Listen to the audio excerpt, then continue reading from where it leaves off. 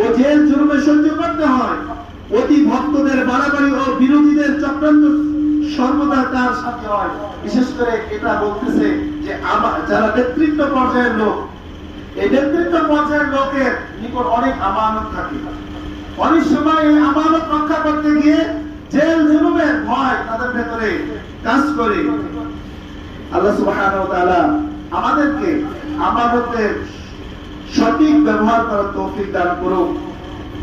মোহতারাম হাজিরিন, অনেক সময় আমাদের অনেক প্রিয়জন থাকে, অনেক বন্ধু বান্ধব থাকে।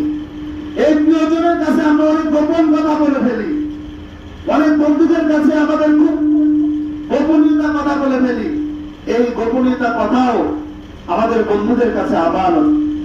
অনেক সময় হয় কি যে বন্ধুত্ব মাঝে মাঝে ভেঙে যায়, অনেক সময় স্ত্রী ডিভোর্স হয়ে যায়, অনেক সময় অনেক প্রিয়জন দূর হয়ে যায়, শত্রু হয়ে যায়।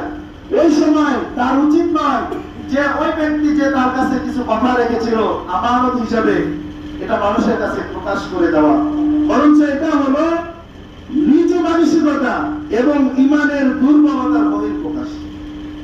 সুতরাং আমার হাজার শত্রু হয়ে যাক, তারপর তার যে আমানত আমার কাছে আছে, এই আমানতটা প্রকাশ করা যাবে না।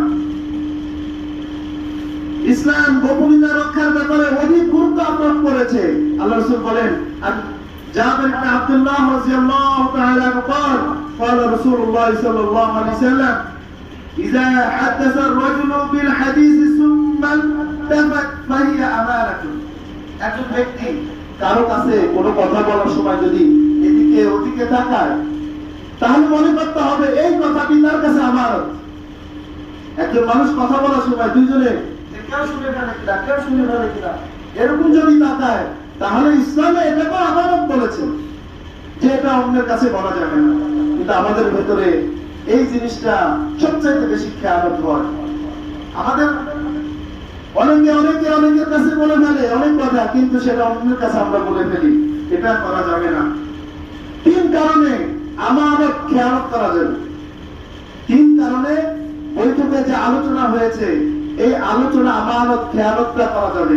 সেটা হলো যে মজলিসে হারাম রক্ত প্রবাহিত করার পরিকল্পনা করা হয়, যে মিটিংয়ে হারাম রক্ত প্রবাহের, যেমন একটা আলোচনা হলো যে আজকে যে অমুককে মেরে ফেলা হবে, একটা পরামর্শ করলো, আপনি যে ওই লোককে বলতে পারবেন যে আজকে তোমাকে মারার পরিকল্পনা চলতেছে, অথবা আজকে অমুক গ্রামে হামলার পরিকল্পনা চলতেছে, এটা বলা যাবে। যে মজলিসে হারাম গুপ্তাঙ্গকে বৈধ করা আলোচনা চলে, অনেক মন্ত্রী এমপি বা অনেক বড় পর্যায়ের লোকেরা ইসলাম নিয়ে অনেক কটুবাক্য বলে, অনেক কিছু তারা চেষ্টা করে, তো ওই সমস্ত কথাগুলো প্রকাশ করা যাবে। অনেক সময় অনেক বৈঠকে কারো মাল আত্মসাৎ করার, ডাকাতি করার পরিকল্পনা আছে, ওই সমস্ত কথা মানুষের কাছে প্রকাশ করা যাবে। সম্মানিত হাজিরিন, আল্লাহ সুবহানাহু ওয়া তাআলা আমরা যা শুনলাম আমল করার তৌফিক দান করুন এবং আমানতকে যথা মূল্যায়ন করার তৌফিক দান করুন। এই দুইটা সিফাত থেকে আল্লাহ আমাদেরকে বাঁচার তৌফিক দান করুন। একটা হলো আমানত খেয়ানতা এবং মিথ্যা কথা বলা। আল্লাহ সুবহানাহু ওয়া তাআলা আমাদেরকে এই দুইটা গুনাহ থেকে বাঁচার তৌফিক দান করুন। বারাকাল্লাহু লি ওয়া লাকুম ফিল কুরআনিল আযীম ওয়া নাফা'না ওয়া ইয়্যাকুম বিমা ফীহি মিনাল আয়াতি ওয়া যিকরিল হাকীম। أقول قولي هذا وأستغفر الله لي ولكم فاستغفروه إنه هو الغفور الرحيم.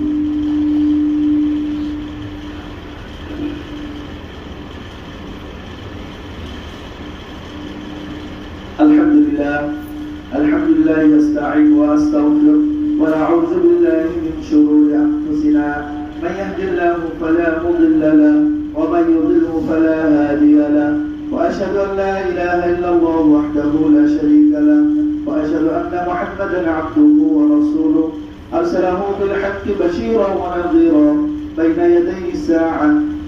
من يطع الله ورسوله فقد رشد، ومن يعصينا فإنه لا يضر إلا نفسه ولا يضر الله شيئا.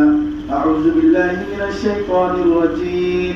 إن الله وملائكته يصلون على النبي يا أيها الذين آمنوا صلوا عليه وسلموا تسليما اللهم صل على محمد عبدك ورسولك وصل على المؤمنين والمؤمنات والمسلمين والمسلمات وبارك على محمد وأزواجه وذرياته اللهم عن الخلفاء الراشدين الأئمة المهديين أبي بكر رضي الله عنه وعمر رضي الله عنه وعثمان رضي الله عنه وعلي رضي الله عنه وعن سائر الصحابة أجمعين اللهم اهدنا فيمن هديت وعافنا فيمن عافيت وتولنا فيمن توليت وبارك لنا فيما أعطيت وقنا واصرف عنا شر ما قضيت اللهم قنا واصرف عنا شر ما قضيت اللهم قنا واصرف عنا شر ما قضيت اللهم انصر الإسلام وعز المسلمين اللهم انصر الإسلام وعز المسلمين اللهم انصر الإسلام وعز المسلمين اللهم أهل بفضلك كلمة الحق والدين اللهم أهلك الكفرة المشركين أعداءك أعداء الدين اللهم رد المسلمين إلى دينك مردا جميلا اللهم انصر المجاهدين في كل مكان اللهم انصر المسلمين في كل مكان اللهم انصر المسلمين في كل مكان اللهم انصر المسلمين في كل مكان اللهم انصرنا على أنفسنا اللهم استجب دعاءنا واشف مرضانا وارحم موتانا واهلك أعداءنا ولا تخف فيك رجانا واختم بالباقيات الصالحات أعمالنا اللهم اجعل هذا البلد آمنا مطمئنا سخاء رخاء دار عدل وإيمان وسائر بلاد المسلمين وآخر دعوانا أن الحمد لله رب العالمين.